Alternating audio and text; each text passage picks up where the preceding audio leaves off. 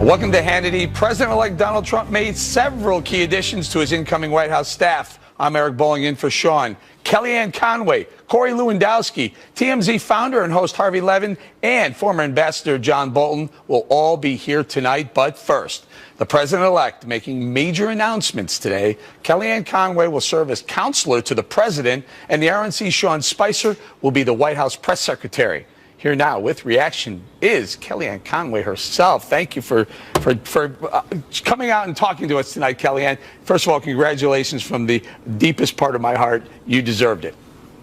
Eric, thank you, and I know you mean that. I appreciate it. Okay, so what made you make the decision? For a while, you said, I'm not going to go to D.C., I'm going to stay in New Jersey and hang out with me in New Jersey and bump into in restaurants like we did last night. What made it for you? What are you going to do for the president? Let's put it that way. I'll always be a Jersey girl, Eric, that's clear. What I'll be doing for the president is I'll be in the West Wing as one of his senior advisors. The title is counselor to the president, and basically the portfolio is expected to include some communication, some data and strategy, perhaps some of the Capitol Hill or intergovernmental work. That's yet to be determined by the president and the rest of the senior team. But essentially, the way I've advised him all along will continue. It's both an honor and it's frankly very humbling. The gravity and the responsibility of the job of President of the United States is obviously possessed by Donald Trump. You see him in this transition, how energetic, how focused, how brilliant his cabinet picks have been.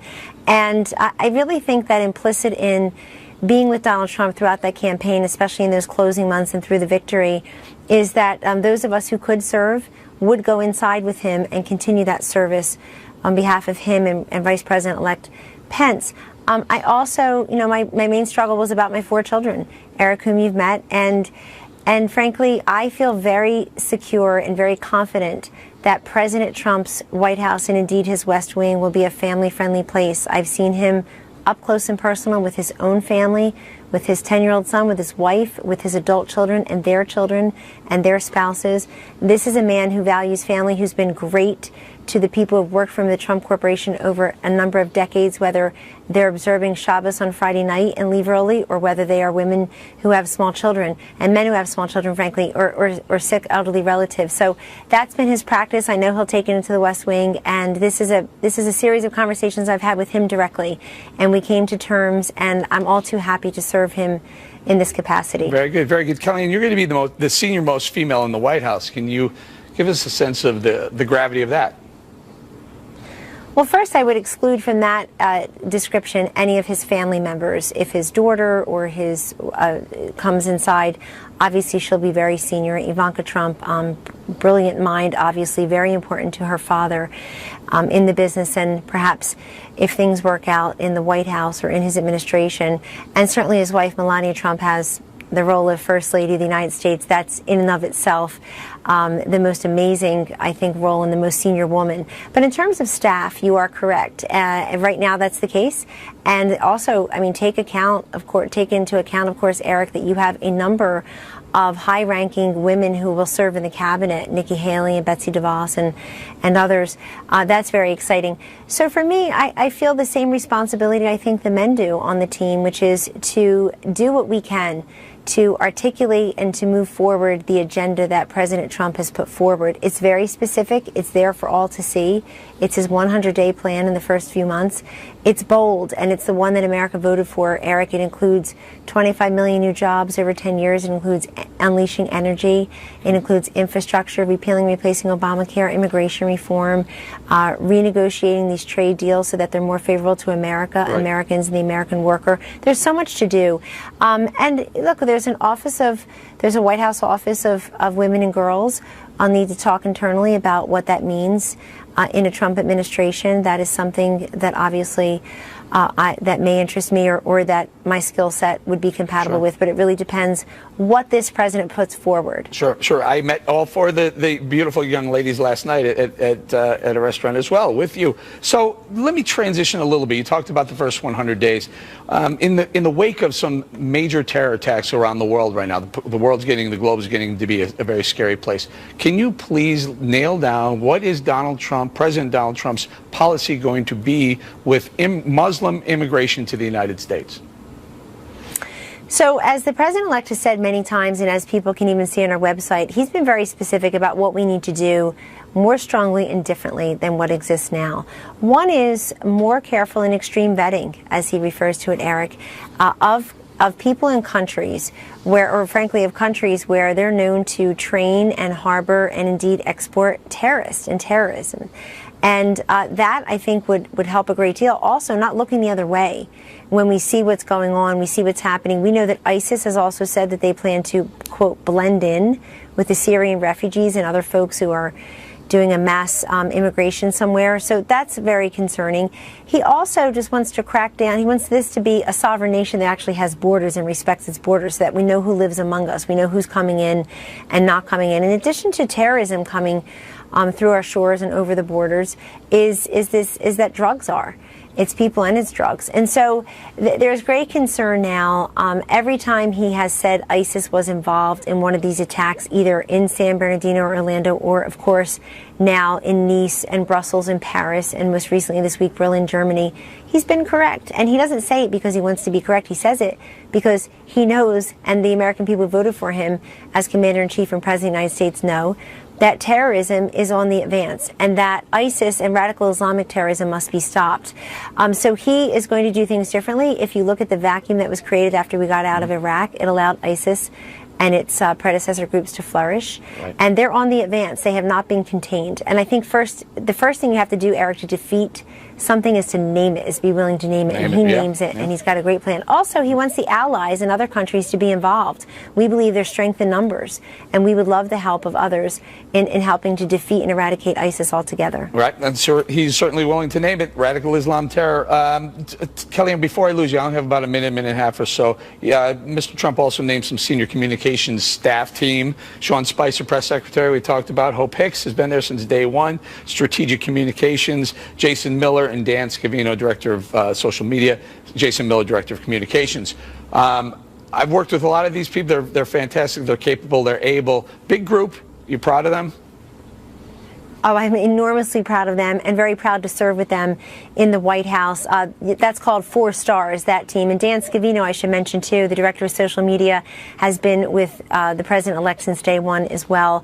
Jason Miller, obviously the comms director on the campaign. Sean Spicer, when I came on, shortly after I came on board and Steve Bannon came on board in August, we brought on Sean Spicer. It's a conversation we had with Reince Priebus on how to share Sean, and he has been fabulous up here in New York helping us with the messaging. But here's the thing. I think what's important about that entire team is that they're familiar with the president-elect and he with them. And there's a certain familiarity there. They're also proven to be able to just focus and put your head down and ignore the naysayers and the critics and the hostility that sometimes comes our way. Before I lose you, I want to ask you this, though. How will this new team deal with, frankly, a very biased mainstream media? Well, again, you have to name it to conquer it, and you just did. That's not true of all the media, but we recognize that there's been an unprecedented deluge of negative media to Donald Trump. But, you know, he's the president of the United States. The American people saw through that. And they know how to deal with it. They know how to navigate it. We also know how to forge positive relationships with the print and electronic press when they actually want to have complete and fair coverage. And we are all working on that on his behalf. He's working on that. He had an off-the-record briefing with media down in Mar-a-Lago on Sunday night, a cocktail party, which was really nice. And so we'll just continue in that vein. Kellyanne, congratulations. I'm going to say thank you for joining us again. Thank you, Eric. Thank you. All right, coming up, sore loser liberals are plotting their next move to try to take down President Donald Trump, President-elect Donald Trump. We'll tell you what they're up to and get reaction from former Trump campaign manager Corey Lewandowski. And later, according to TMZ, Ivanka Trump and her family were harassed by an angry passenger on a flight earlier today. TMZ founder Harvey Levin will be joining us with the details. Plus, former Ambassador John Bolton is here later tonight to react to the terror attack in Germany. That and much more straight ahead on Hannity.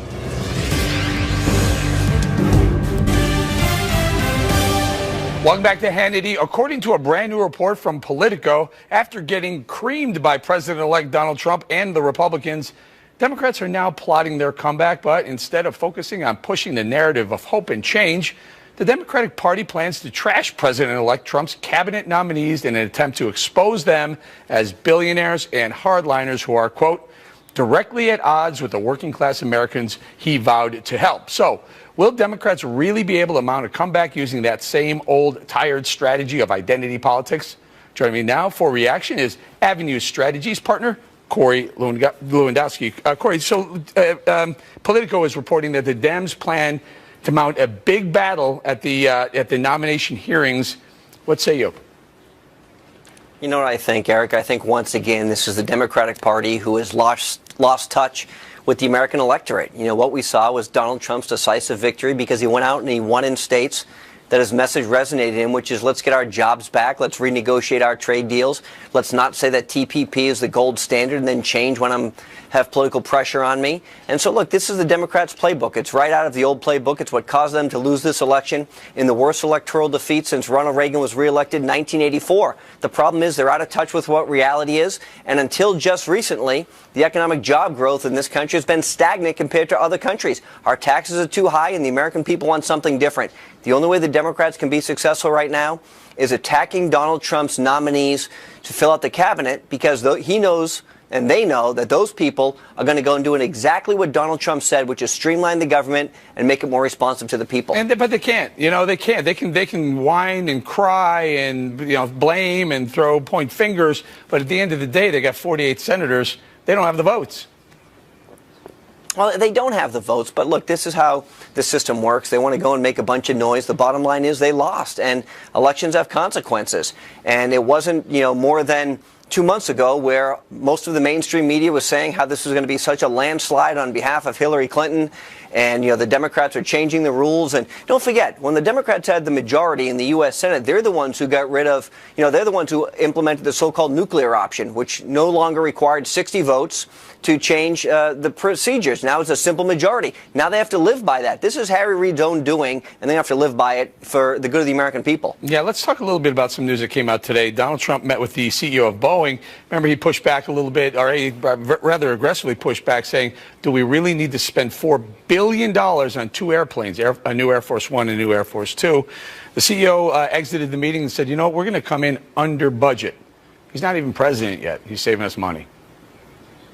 Well, this is amazing, right? This is Donald Trump in the mold of Teddy Roosevelt using the bully pulpit to say, look, you know what? I'm going to look at every single thing that the federal government spends money on. And I understand it was $4.2 billion out of a $4 trillion budget. That's 1/100th of 1%. He's looking at this and saying, we can do better. The American people deserve better. And now what we see is a CEO coming in and saying, you know what, Mr. President-elect, you're absolutely right. We're going to cut the costs. We're going to save taxpayer money, and we're still going to be able to deliver this on time. That's what we want from our president. That's what we expected when the American people elected Donald Trump. That's what he's going to deliver on. Now, what's the message to the other contractors that sell goods and services to the United States government? Should they all be on call as well?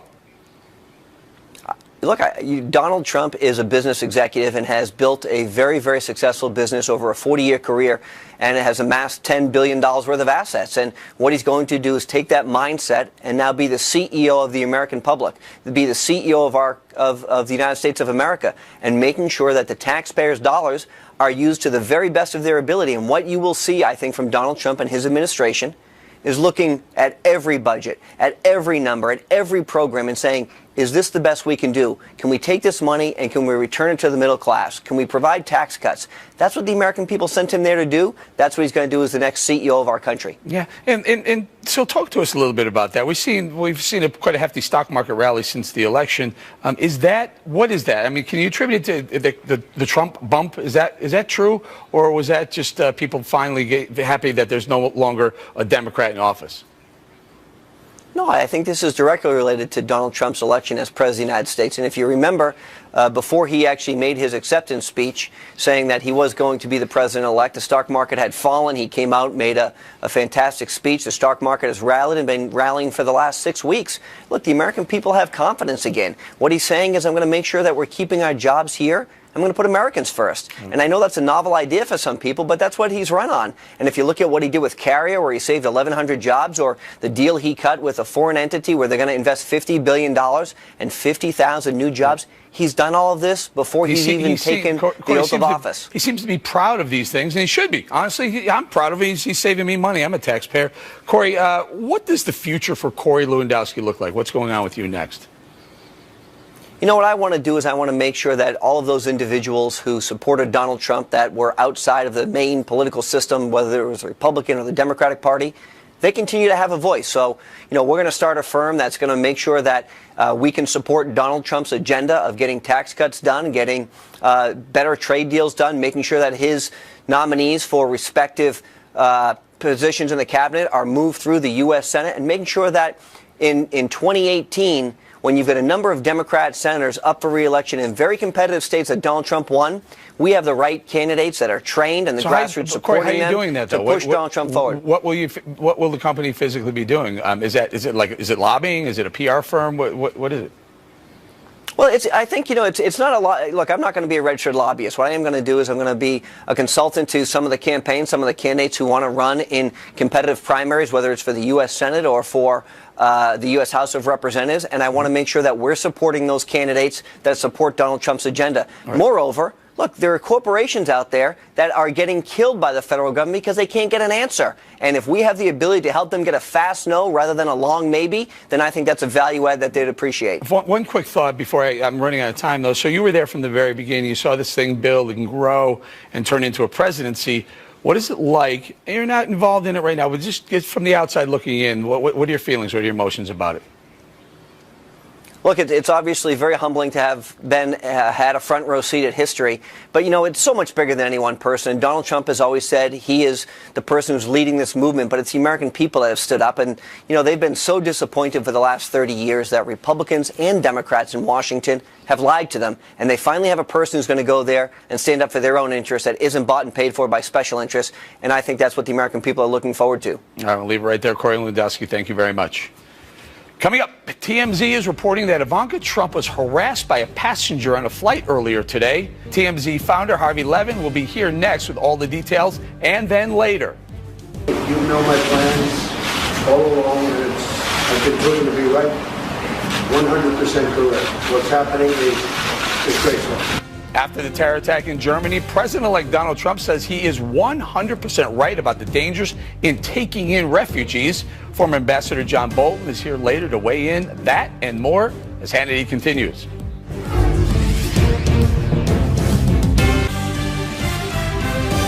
Welcome back to Hannity. Ivanka Trump and her children had a rough start to their holiday weekend when they were reportedly harassed by a fellow passenger earlier today on a flight out of New York.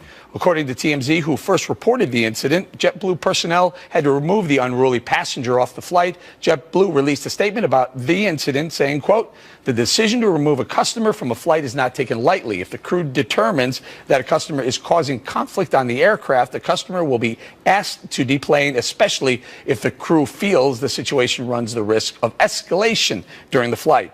Join me now with more is TMZ founder and host Harvey Levin. Harvey, thank you for joining us. Big story you broke today. I mean, I think every American watching this is scratching their head going, unbelievable that this family just wanted to board a plane and get to the other coast, and they're being harassed. Well, I have to say, even people who don't support Trump are saying this is a jerk move. What happened was there was a guy and his husband at JFK, and they spotted Ivanka and her family. One of the guys, a lawyer, was holding a baby on the plane and screamed, "Your father is ruining this country." Started as it was put to us by somebody on the plane, jeering at Ivanka's kids as he's saying this, and then also is kind of screaming out loud, "Why is she on our flight? She should be flying private." Which I don't kind of get why he would scream that. But, at first you just think, okay, well, it's a guy who just had his emotions get the best of him. But then we found out that this guy's husband, an hour earlier, tweeted or Facebooked, and this is a quote, "Ivanka and Jared at JFK Terminal 5, flying commercial. My husband is chasing them down to harass them." So it seemed like it was planned to go after her publicly, and they did. They escorted him off the plane. Yeah, and Harvey, you report that this guy was jeering at the children.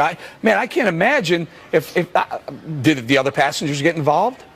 Nobody got involved. And as a matter of fact, even Ivanka, she decided to de-escalate this by not even looking or engaging the guy. And instead, what she was doing, she was concerned about her kids who were sitting there. And she started giving them crayons to color to try and distract them from this guy. But he wanted to make his point, and he did, and ultimately got booted off the plane. Man, Harvey, I got to think, you're watching, so everyone's gotten on a plane. A lot of us get on with our kids, and all you want to do is get down, get the kids, and get them off on the road, and they have people standing in the aisle berating and harassing this clown. Should he be arrested? Well, no. I mean, look, ultimately, this becomes the new normal for the Trump family, that there are people who don't like them and maybe don't like him and take it out on her.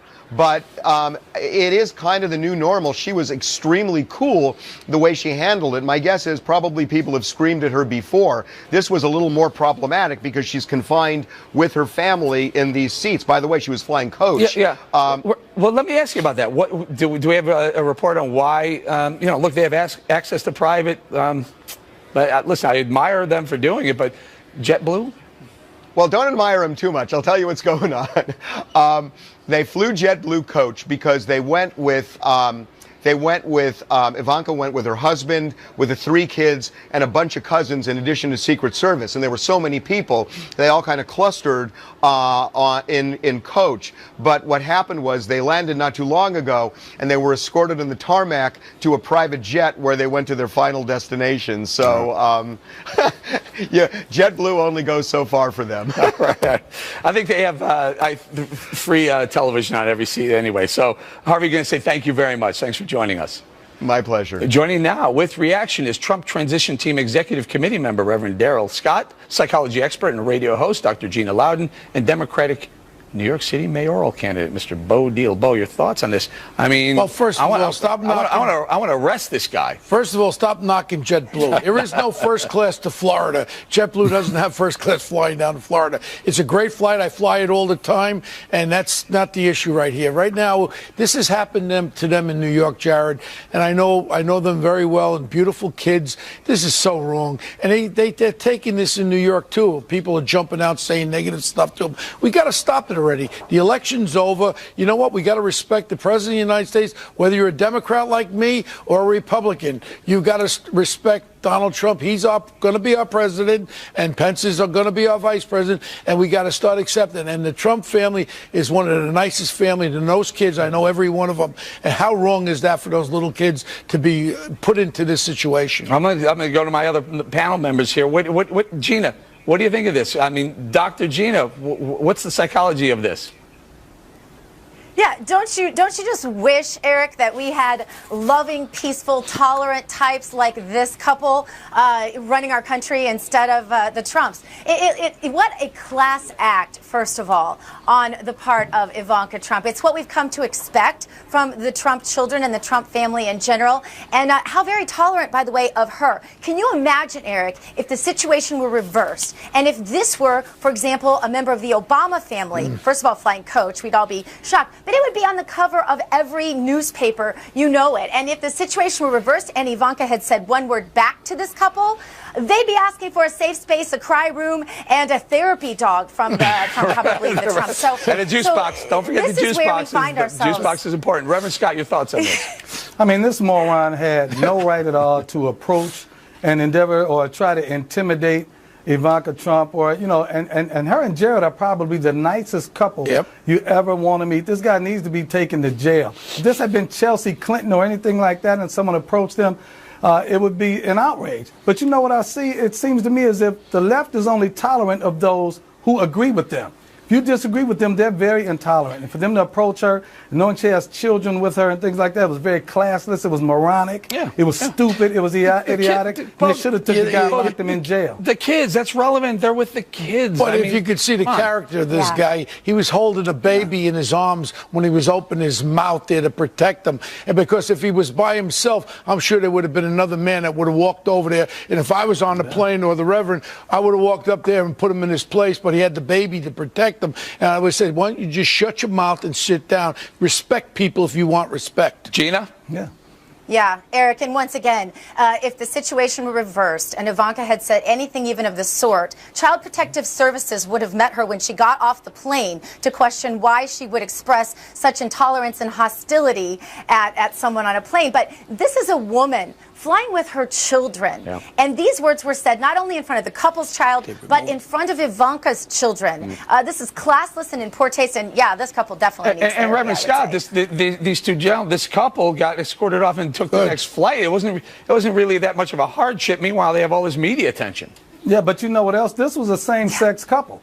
And if they had been approached and harassed because they were a same-sex couple, the entire country would be in an outrage. And so I don't even understand why they, of all dynamics or demographics, should have been the ones trying to harass and intimidate her.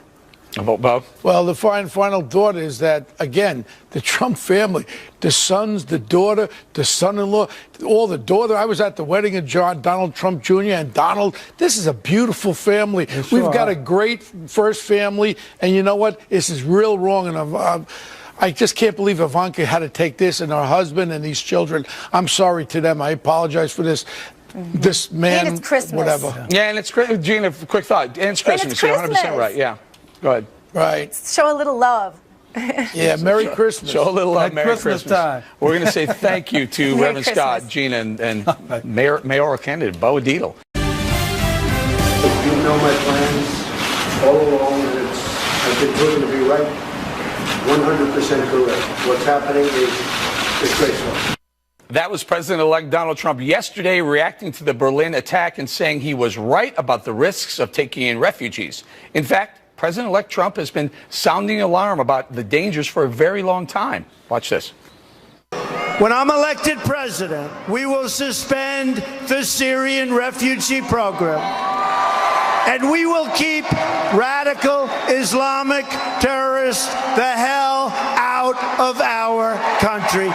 I will suspend immigration and refugee admissions from regions where they cannot be safely processed or vetted. We are going to have extreme vetting. We've seen Islamic terror attacks from Paris to Belgium to San Bernardino. One after another, again and again. We're going to stop. I am going to keep radical Islamic terrorists the hell out of our country. Joining us now with reaction is Fox News contributor, former U.S. ambassador to the United Nations, John Bolton. Ambassador Bolton, thanks for joining us. Talk to us a little bit about that. You heard that montage. Donald Trump, candidate Donald Trump, used radical Islamic terrorists quite a few times, but President-elect Donald Trump also used that term. I noticed the White House still has a problem using that term. Well, and they will for the next month, too. Look, I think when Donald Trump is sworn in, he has powerful incentives to do exactly what he said he was going to do in screening. Number one, he said it so many times, it's really a centerpiece of his campaign.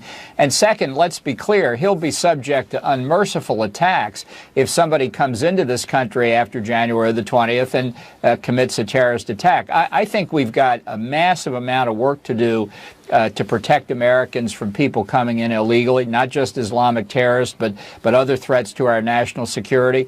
I think we've ignored not only the threat at the border, the third border, including airports and ports, but what happens after they get here as well. And this terrible tragedy in Berlin demonstrates the Germans have failed all across the board as well. We're vulnerable that way, too. So Scott Walker was on this program. Governor Walker from Wisconsin was on the program a couple of nights ago, and he mentioned that states have virtually no say if there's a refugee that's placed into their state or the number of refugees that are put into their states. How do we stop this from happening? What do we need to do on the federal level to say, hey, states, you don't want refugees, you don't have to take them, we'll give them to California, Illinois, or New York? Well, if they simply went back to the kind of program that existed 10 or more years ago, you know, refugees, which, let's be clear, these are people who are requesting political asylum, and they're doing it on the basis that they have a well-founded fear of persecution because of their political beliefs, religious beliefs, ethnicity, whatever. It's not just because they come from a war zone and they'd rather not live there, they'd rather live here. That's something the Obama administration hasn't followed, but typically what happened in the past is you'd have a church group or a family or an ethnic association that say, we'll help take these people in, we'll help integrate them into the community, we'll look out for them, so that states and local governments had some assurance that the people weren't coming in and then disappearing and not surfacing again. I don't know why we can't go back to that. I think it's a perfectly legitimate and sensible way to proceed, and it helps the refugees too, the legitimate ones anyway. Well, let's talk about what's going on over there in Europe. Well, Angela Merkel has her hands full right now with this Berlin terror attack. Have we not learned anything from them? Are we still willing? We noted last night that there's going to be somewhere around 110,000 refugees from all parts of the world, Syria, Afghanistan, Iraq, other countries, Yemen, who are going to come into the country. Is this a big mistake? I think voters in Europe are reacting to it already. I think voters in this country reacted to it as well. We've got to protect our innocent civilians. That is job one for the government. Ambassador, I want to get to this story before we run out of time. I think it's a very important story that we frankly haven't heard at all today, reported anywhere. The UN tried to push through a vote halting Israeli settlements. Now, the Obama administration has kind of looked the other way on this, and they were looking to possibly get this vote pushed through, but President-elect Donald Trump said, hold on a minute, before you do that, we vehemently, aggressively request a veto by the United States of that vote. Well, the media weren't covering it, you're right, but this threat has been out there for months and very visible that in the period between the election and the inauguration, Barack Obama would do something in the UN, in the Security Council of the General Assembly, terribly damaging to Israel. Perhaps a resolution recognizing a Palestinian state, perhaps this one declaring Israeli settlements illegal, something that would harm Israel and prejudice the peace process. Now, I think Trump's statement was absolutely correct. I think it had an impact, but I think it had an impact on Obama. I think Egypt, which represents the whole Arab League here, it's not just Egypt on its own, sensed at 3 o'clock today that the United States was going to veto. If they thought that Barack Obama was going to abstain or even vote yes, they'd have brought that resolution to a vote. So this has been postponed, but I don't think we can say it's over yet. Right. Well, Benjamin Netanyahu has pushed President Obama, to say that he would veto this vote if it were to come to a vote, and he's been reluctant to do it. And not until President-elect Donald Trump said we will very aggressively push back on this, did now Egypt say, hey, hold off, we're going to hold off on this vote. Yeah, but my point is this. That registered on Obama. And I think what he said to the Egyptians... But Ambassador, he wasn't going to do it until Trump said so. Until Trump said, hey, we're going to call you out. We're going to let the world know that you let the Palestinians dictate our Palestine-Israel policy. I understand, Eric. That's what I was just saying. Trump's statement caused Obama to say to the Egyptians, this is not the time to press the resolution. But I am worried that what they will do now is modify the resolution in some anodyne way and bring it back again in the days between now and January the 20th. So the threat has been averted for the moment, but I don't think it's over yet. Okay. Very quickly, about a half a minute or so, what's our foreign policy in Syria look like? And it's a big picture thing. Very quickly, with what's going on with Russia, Turkey, Iran meeting to talk Syria, left us out. Quick thought on that one. Under Barack Obama, in Syria and the Middle East generally, Russia has a bigger role, more influence in the Middle East than any time since the 1970s when the Soviet advisors were expelled from Egypt. This is bad news for the United States, bad news for Israel, bad news for our Arab friends. All right, we'll leave it right there. Ambassador Bolton, thank you very much. Welcome back to Hannity. President Obama is at it again, blaming Fox News, this time for not being well liked.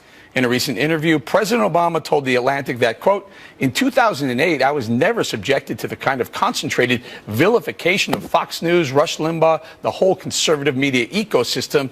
And so as a consequence, even for my first 2 years as a senator, I was polling at 70%.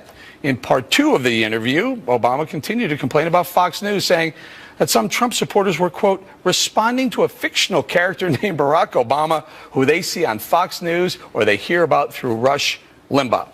Joining me now with reaction to President Obama's Fox obsession is Tea Party forward Chairman Nigel Innes, former advisor to David Cameron, and Fox News contributor Steve Hilton, and Fox News contributor Lisa Booth. Now, Steve, we'll start with you because you have some thoughts about this. President Obama using Fox. He invoked Fox News many, many times over his 8 years. I know, he keeps doing this, and I don't know what he thinks he's doing, but one of the implications, I think, is it just makes Fox News more relevant, more important in the national conversation. I'm not sure that's his intent. But when he talks about this fictional character, the people who voted in the election just now were not responding to a fictional character. They were responding to changes in their lives and how their lives have either got worse or not gotten better in 8 years. If it was a fictional character, then Trump wouldn't have won. And it's not just that Clinton lost, it's that Democrats were defeated right down the ballot. That's the real verdict on his years, not what Fox News says. And Nigel, you know, there's a term. It's called living rent-free in someone's head. Is Fox News living rent-free in President Obama's head? I think it is, and as funny as it is, there is a sadness to it, and it's a sadness of what I look at the Obama years as an opportunity lost. Here is a Democrat candidate named Barack Hussein Obama, the first black presidential candidate that has done better on average than any Democratic candidate has done over the last 50 years when you look at the average of the white vote that he got over his 2 terms. And nevertheless, he paints himself as a victim. Nevertheless, we're a country that unfortunately is more racially and politically polarized after his 8 years than before he came into office. And I see it as a real tragedy. And unfortunately, instead of looking in the mirror and seeing where his policies could be responsible for that phenomenon, he has to create the boogeyman of the conservative ecosystem led by Fox News. Yeah, led by Fox News in Russia. Lisa, where's my name? I'm sorry, I was pounding my head against the table because those comments are just mind-numbing. Look, he's the president of the United States, and he sounds like a petulant child. The Democratic Party, President Obama and Hillary Clinton, they just cannot come to terms with the fact that Donald Trump won this election. Hillary Clinton can't come to terms with the fact that she was a horrible candidate who really did a disservice to her party.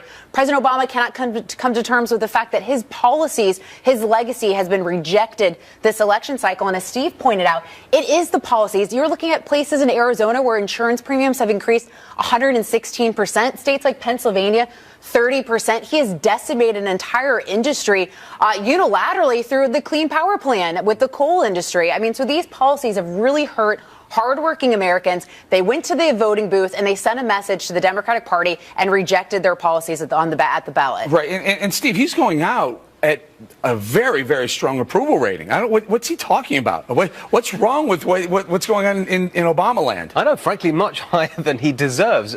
Look, there's some good things. Let's just be fair to him. We're Fox News, fair and balanced. Let's be fair that there are some good things to say. The way he carried himself in office, he was a great role model, a good father. All those things are good. He achieved something truly historic in becoming elected. So those are things that he can hang on to, and people would believe if he claimed that as his legacy. But when he starts saying that actually everything was fantastic and it's only because of Fox News that people don't think that, it's so obviously not true. It so obviously doesn't fit with people's real experience. It just actually undermines not just his credibility, but his whole party's credibility. I want to get to Nigel. And also under Barack Obama, frankly, wages have been stagnant, but African-American wages have been stagnant. African-American unemployment and Hispanic unemployment far exceeds the general population. So maybe that has a little to do with it. It's not just unemployment, but it's underemployment. For those of us that are even employed, we're employed in part-time jobs and, unfortunately, far too many dead-end jobs. So, I mean, that's why there was a historic number of African Americans that did not come out to vote. That's why 15% of black men voted for President-elect Trump. That's why 33% of Hispanics voted for Trump. And I think, you know, this is a little bit of a distraction. The Democratic Party wants to look seriously. It's not just at the presidential level, but they've been wiped out in the Obama years in terms of governorships, in terms of state legislatures. So up and down the ballot, the Democratic Party is hurting. And these distractions of the conservative ecosystem led by Fox News does not really give them the opportunity to do a real autopsy and self-examination of their party. Lisa? Well, I think what we've learned from this election cycle, and also just looking at the totality of the losses, as Nigel just pointed out, of the Democratic parties, they've really been propped up by the personal likability of President Obama. People voted for him because they liked him, but they've rejected his policies. We've seen it with historic losses on the state level, with the Democratic Party holding fewer state legislatures than ever before in history, and also on the federal level as well, with Republicans now holding the House, the Senate, and the White House. Yeah, and governor seats as well. We're going to leave it there. But it's kind of like we've liked you a lot, President Obama, but we're happy to see you go. It's Something time. like that. All right, coming up, a very important question of the day. Stay with us.